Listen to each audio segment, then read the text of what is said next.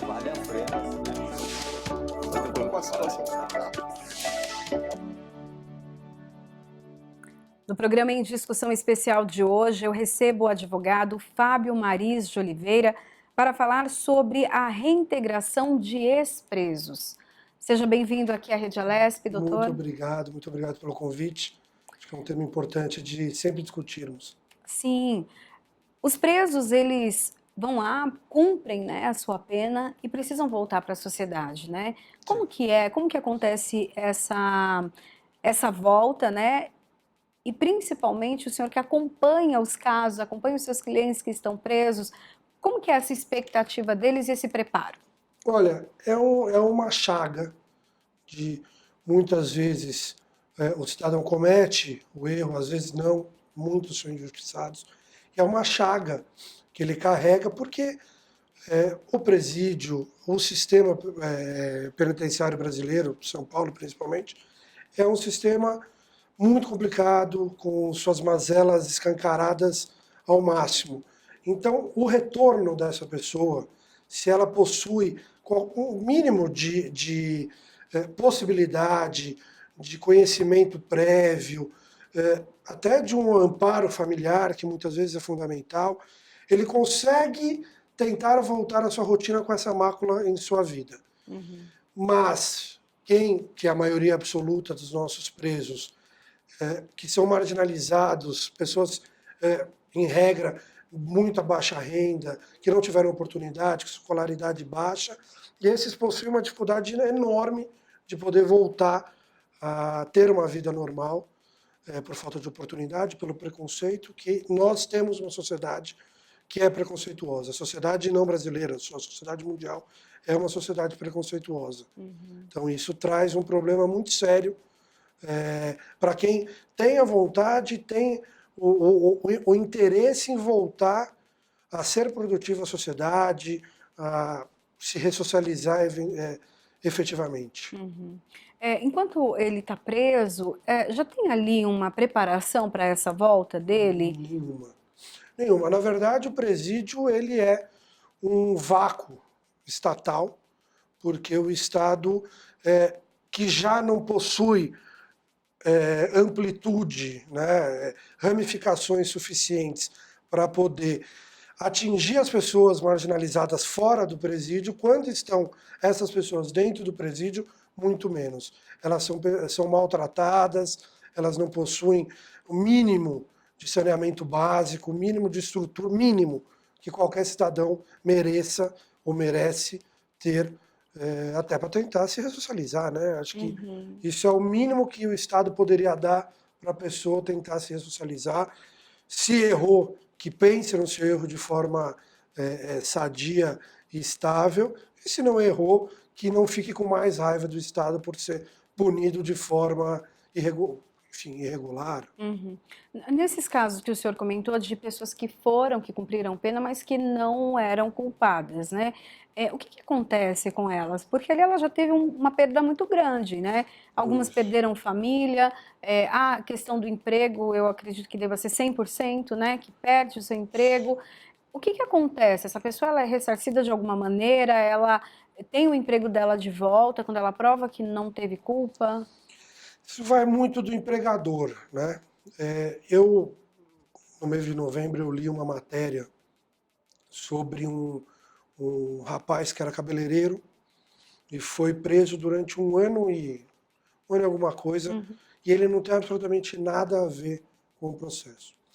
Eu li a matéria, inclusive, porque um amigo meu, que é advogado dele, foi um instituto que auxiliou, porque ele não teria acesso a advogados que possam brigar de forma adequada, a Defensoria Pública que faz um serviço Gratuito. gratuito, essencial, excepcional, são profissionais muito bem preparados, mas que não possuem corpo para atender toda a demanda que existe. E esse rapaz, ele conseguiu porque ele é autônomo e todo mundo conhecia. Mas quantos outros não possuem essa compreensão do chefe? Às vezes ele cometeu problema, né? Vamos pensar que foi um deslize ou uma fatalidade, porque todos nós, inclusive eu, Diz assim, olha, nós temos o problema, ou problema não, nós temos a possibilidade de um dia cometer um crime. Andando no limite de velocidade, sóbrio, alguém passa na minha frente, eu atropelo e mato. Cometi um crime. Então, a compreensão, né, do empregador, a compreensão da sociedade é algo difícil de se achar, mas que tem que se buscar a todo momento. O senhor acha que precisa haver, além da mudança, uma questão da empatia, mas também alguma lei que pudesse proteger essa pessoa? Eu acho que não vai por lei. Eu sou de uma opinião muito pessoal minha, Aham. que eu não, nem sempre lei resolve. Eu não, eu acho lei de todos os tipos de lei. O que resolve é educação. O que resolve é a gente ter uma sociedade que não se conflite, uma sociedade que acredita no próximo, que goste do próximo. Né? Nós estamos perdendo isso. Nós achamos que alguém é ruim e se ele provar que é bom, eu fico amigo dele. Tem que ser o contrário. Nós temos que achar que ele é bom. Se ele for ruim, a gente se distancia.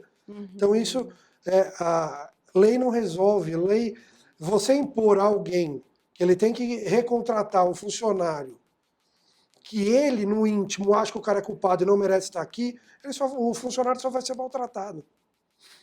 Isso é educação, é sociedade entendendo que as pessoas erram. As pessoas e a justiça, elas erram.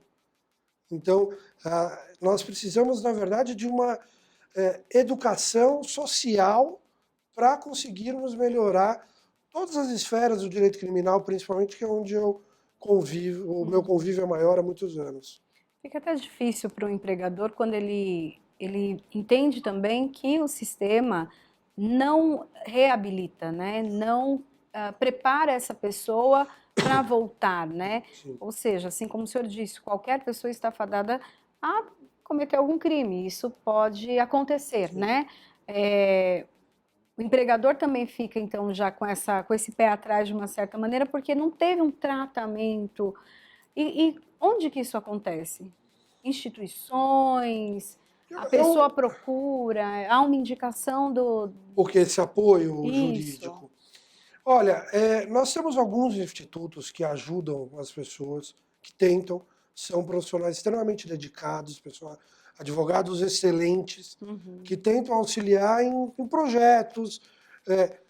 Nós temos hoje, veio para o Brasil um projeto que chama The Innocent Project, que é um projeto do exterior, que foi trazido por competentíssimos advogados criminais e advogados criminais. Nós temos o Instituto de Defesa, o Direito de Defesa, que é um instituto excepcional também, de grandes criminalistas que auxiliam de várias formas para auxílio jurídico e também o auxílio da educação, o auxílio em volta, né? Então, a questão da mãe presa, teve um projeto no IDDD, que é o Instituto de Defesa, Direito de Defesa, voltada às mães presas, foi um projeto muito legal. Acompanhamento das audiências de custódia que foram instaladas no Brasil há um determinado tempo.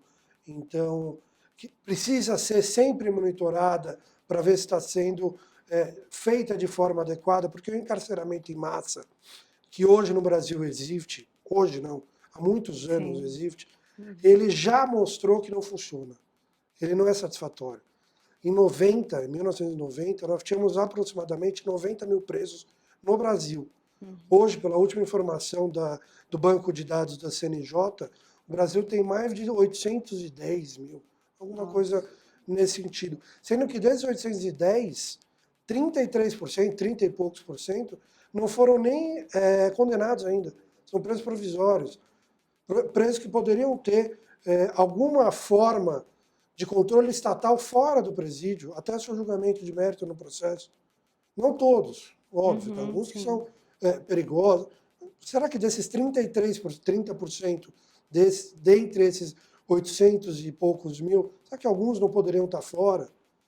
Né? Então, tudo isso tem que ser buscado de uma forma a entender que o encarceramento em massa não funciona. O Estado não tem capacidade de gerir essas pessoas e dar mínimo de condições dela se ressocializar, não tem essa capacidade. O Estado não possui o judiciário capaz de julgar de forma rápida, porque é muita coisa, são muitos processos. Não, a Defensoria Pública não consegue dar conta, apesar de ser uma instituição excepcional, de profissionais brilhantes, não consegue dar conta. Então, assim, fica, obviamente, a impressão que é um sistema falido, ou fadado ao insucesso, porque não funciona, e não vai funcionar. Enquanto nós não percebermos que o crime tem que ser combatido antes do crime, o crime é a tragédia humana. Né? Quando alguém comete o crime, ele fez a tragédia humana, já se deu a tragédia. Quando você fala que eu vou cuidar dele depois que ele já fez a tragédia humana, acabou.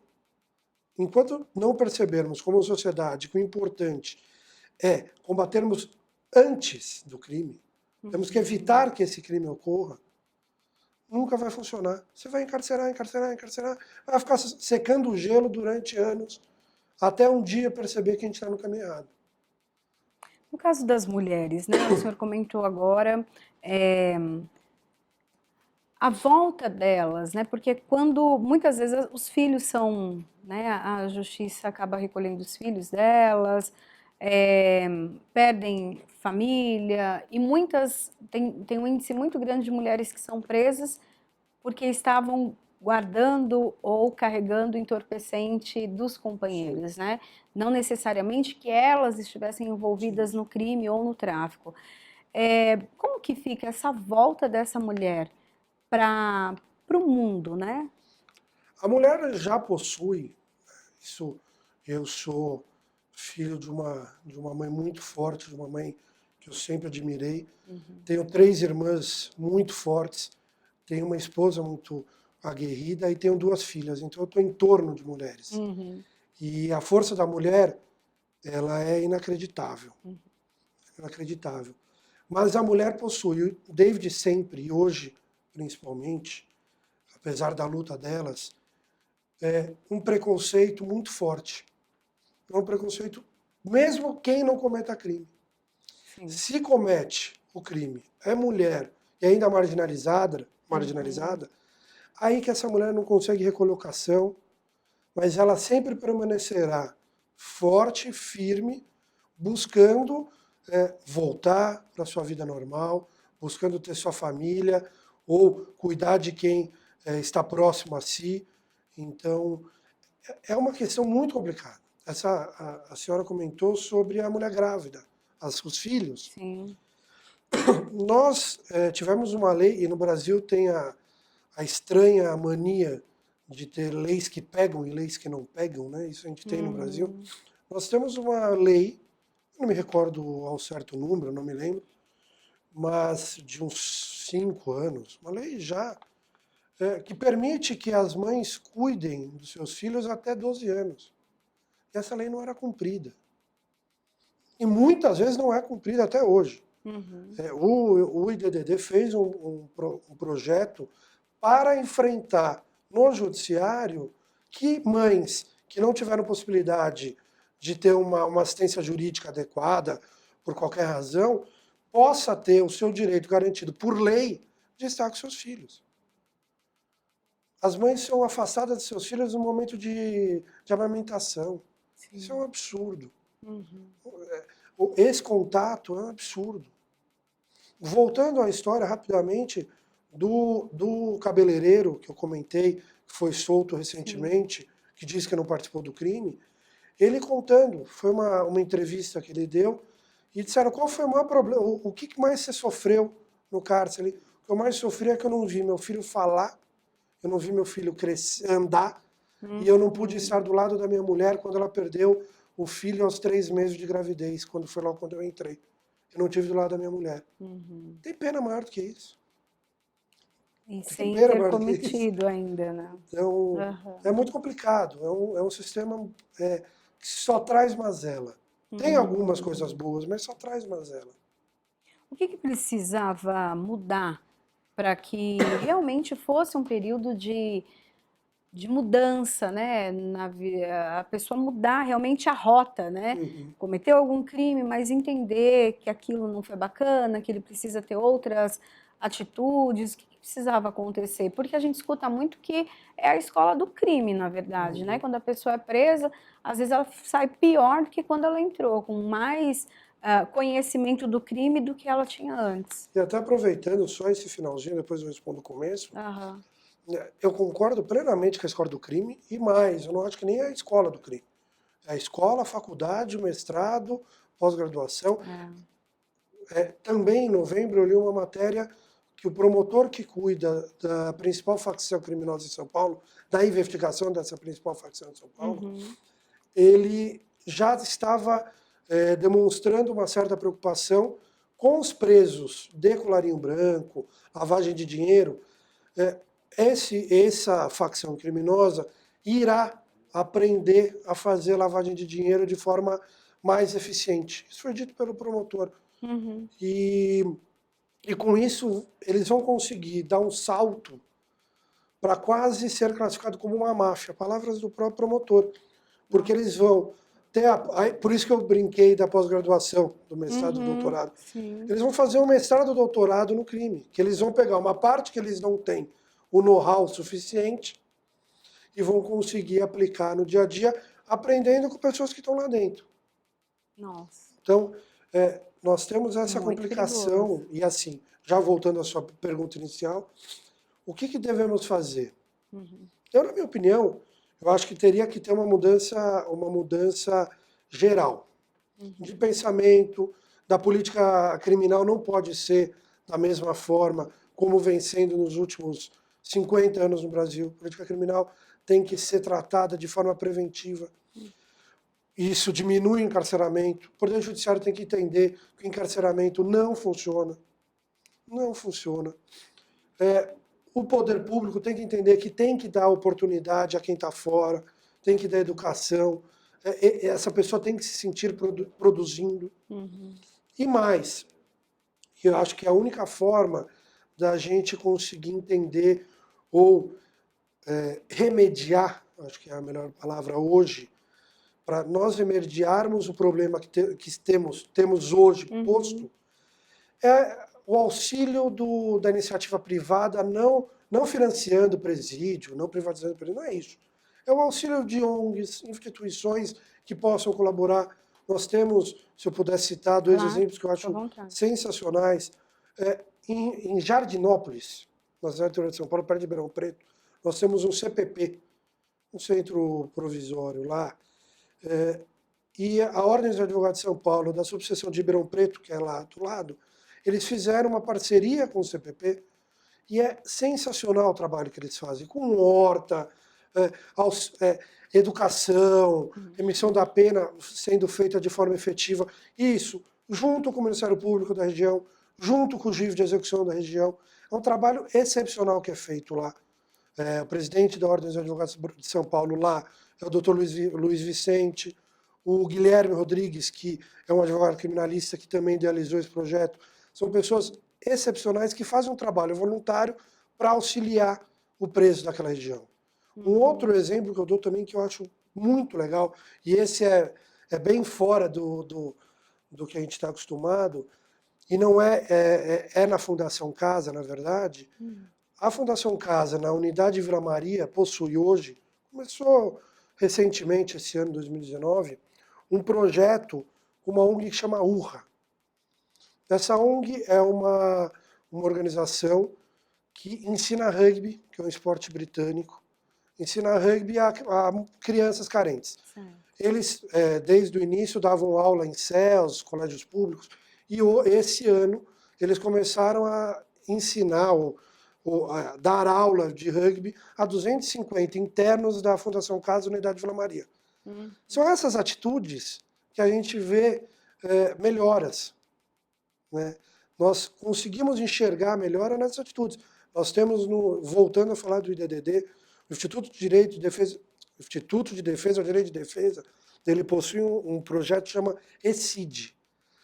O ECID ele vai aos presídios, são projetos semestrais, eles vão aos presídios dar aula de várias matérias, especialmente direito penal, processual penal, execução penal, mas também aulas ao entorno disso. São profissionais, advogados, com a supervisão de pedagogos, que vão. Eu já participei, acho que 3 vezes, por 3 oportunidades, e é uma coisa inacreditável como é produtivo.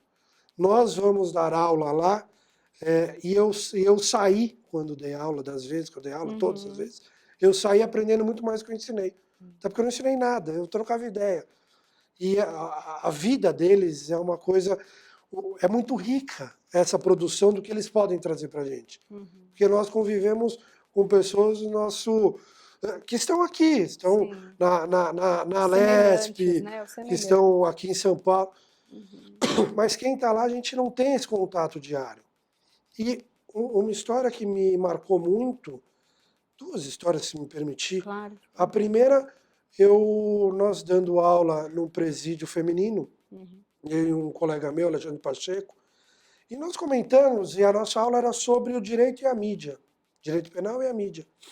E comentando, tal, não sei o quê, e aí o doutor Alexandre, que é esse meu colega, ele começou a comentar sobre as famílias mais ricas do Brasil, dentre elas tem uma que possui uma TV no Brasil. E ele falou, a família fulana, que tem a TV, é a 8ª mais rica do Brasil. E uma detenta levanta a mão e fala, doutor, não. Semana passada eu li na Forbes que ela é a 4ª. Eu olhei para ele e falei, olha, a gente tem que começar a ler a Forbes. Porque... Então, assim, a gente sai com conhecimento muito legal. E numa outra vez, que aí é um exemplo como é cruel esse mundo. Eu estava num centro de detenção provisória, fui dar aula com a minha irmã, Renata Maris, e chegando lá, demos a aula, bababá, foi muito legal, aula muito produtiva. Um detento vem ao final da aula, me encontra o doutor, meio escondido. Doutor, você poderia dar uma olhada nesse habeas corpus que eu escrevi aqui, mas não pode mostrar. Por que não pode mostrar? Não, aqui no CDP eu não posso usar nem papel e nem caneta. Então eu fiz isso escondido à noite sem os guardas verem. Aí você fala, esse é o sistema penal, o penitenciário que nós desejamos, que a gente não deixa o cara ter uma caneta, um lápis, Para aprender, para escrever, para pôr ideias, para qualquer coisa, para desenhar. Sim. Ele tem que ficar enfurnado dentro de uma cela por horas e horas e horas, e dias e dias e dias, e anos e anos e anos, sem nada para entretê-lo. Sem nada. Nada. O DEPEN, que é o Departamento Penitenciário Nacional, ele fez alguns levantamentos que eu vi. O último relatório deles era referente a 2017. Lá eles falam que 10% dos presos têm acesso à educação. De 820... Não, o DEPEN de 2017 nós estávamos em 750 mil, alguma coisa assim. 750 mil aproximadamente, 10% tem acesso à educação. E esses que têm, eles têm por quê? Por causa de Eu acho que são programas são... específicos, presídios específicos. Tem alguns bons, a gente generaliza, mas tem alguns muito bons. Né? A maioria não são. Nós temos hoje, isso de acordo com o CNJ, quase mais de 800 mil presos, sendo que a nossa capacidade está acima, né? O superlotado é de 330 mil presos. Nós temos 330 mil cidadãos, pessoas que nem nós, que cometeram um erro, mas que são brasileiros, que mereceriam respeito e merecem respeito. 330 por aí, mais ou menos 330 mil, a mais do que a gente tem capacidade. Está amontoado num sistema que não funciona, que está dominado pela criminalidade e não vai funcionar. Nós, acho que há uns 2, 3 anos, nós ultrapassamos a Rússia e conquistamos o bronze mundial, 3º lugar de maior população carcerária do mundo. É algo que não funciona. Nós estamos vendo que não funciona. Isso tem que ser mudado. Você falou no caso dos adolescentes, né? Para eles, essa volta, né? Essa saída do momento que eles estão lá em... é que a palavra até some porque não ele não, Ressocialização? então Não, não não é, é. então, E ele é o interno, sim, né? então ele passa por esse período e quando ele sai, para ele é diferente, ele consegue tocar a vida dele, Eu não vejo muita diferença, para ser sincero. Então, generalizando, né? Estou sim, generalizando. sim, Generalizando, o interno, né, da Fundação uhum, Casa, ele já está englobado numa redoma ou num ciclo vicioso do crime. Tirando entendi, exceções, óbvio. claro, Mas, por isso que eu digo, o crime não tem que ser combatido hoje. O crime tem que ser combatido daqui 30 anos, 20 anos. uhum, Que as crianças que hoje estão nascendo não têm a possibilidade de, quando tiver 12, 13, 14, 15, 16 anos, sejam aliciados pelo crime. sim, Tenham possibilidade de fazer um esporte, que o Estado dê a chance dele ter uma praça limpa para ele poder praticar o esporte, uhum, né? Oportunidade de emprego como menor aprendiz. Isso tudo vem de um processo longo. Não existe segredo e nem milagre que alguém possa fazer resolver a criminalidade. De hoje para amanhã. Não existe. Lugar nenhum no mundo. Isso, todos os lugares no mundo que a criminalidade, a massa carcerária vai diminuindo, é porque o Estado trabalhou durante anos. Durante anos. E é esse trabalho que nós precisamos é o fazer. resultado, né? Entendeu? Doutor, eu queria que o senhor falasse um pouquinho também desse livro, né, que é Liberdade. São vários artigos que falam Isso. sobre esse tema. É, eu sou da Advocacia Maria de Oliveira, uma Uhum, banca criada no início de 70, 1970, pelo meu pai, Antônio Cláudio Maria de Oliveira, e desde sempre, ele principalmente durante uhum, todo esse período, e eu, depois de formado, no estágio, e um pouco na minha vida por osmose, nós sempre buscamos a liberdade. Acho que a liberdade é a palavra máxima que qualquer advogado criminalista busca na vida. Nós buscamos a liberdade. Não só no direito criminal, mas a gente gosta da liberdade. uhum. E esse livro que foi feito recentemente em homenagem, em comemoração aos 50 anos do escritório, ele é uma festa à liberdade. Nós aqui são 30 artigos escritos por diversas pessoas, não só do mundo jurídico, não só do mundo jurídico criminal. Então temos humoristas, jornalistas, pessoas tratando sobre o preconceito racial. Nós, inclusive, temos uma deputada estadual escrevendo no livro, que é a deputada Alice Brandão escreve no livro sobre a liberdade na música, que ela é uma mulher que sempre buscou a liberdade na música. Então, nós sempre, nessa busca de liberdade, não seria outra forma mais adequada do que fazer um livro em homenagem à liberdade. Eu acho que todos nós devemos buscar a liberdade. Ok. Tá bom? Muito obrigada pelas suas De nada, informações. que isso. Disponha. Bom, o programa em discussão especial fica por aqui. A gente se encontra na programação da Rede Alesp e no canal da Rede Alesp no YouTube. Tchau, tchau.